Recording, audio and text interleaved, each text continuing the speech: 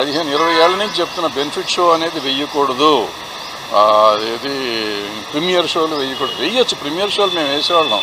నేను మొగుడు కావాలి లాంటి సినిమాకి దగ్గర 20-25 ప్రీమియర్ షోలు వేసా ఫ్రీగా. అక్కడ మన జనానికి మెడ్రాస్లో ఉన్న వాళ్ళందరికీ చూపించేసాం సినిమా. ప్రీమియర్ షో అంటే ఆల్మోస్ట్ ఫ్రీగా చేసేవారు. ఇప్పుడు ప్రీమియర్ షోలు అంటే దాన్ని డబ్బులు చేసుకున్నారు, దాన్ని క్యాష్ చేసుకున్నారు. అది మొన్న అంతకుముందు వీడియోలో నేను పెట్టాను. మనకి సినిమాకి తేడా వచ్చేది ఒక 100 కోట్లు. హిట్ సినిమాకి, ఫ్లాప్ సినిమాకి అయితే ఫ్లాప్ అయితే ఏ రూపాయి తేడా రాదు. టికెట్ రేట్ పెంచినా తేడా రాదు, టికెట్ రేట్ తగ్గించినా తేడా రాదు. సో ఈ పెంచిన 100 కోట్లు వచ్చిందంటే 1000 కోట్లు చేస్తుంది సినిమా. 1000 కోట్లు చేసిన సినిమాకి 100 కోట్లు తగ్గితే కొంపే మనకు. ఎందుకంటే ఇలా 500 కోట్లు మించి సినిమా తీయలేము మనం, ఎంత ఖర్చు పెట్టినా కానీ.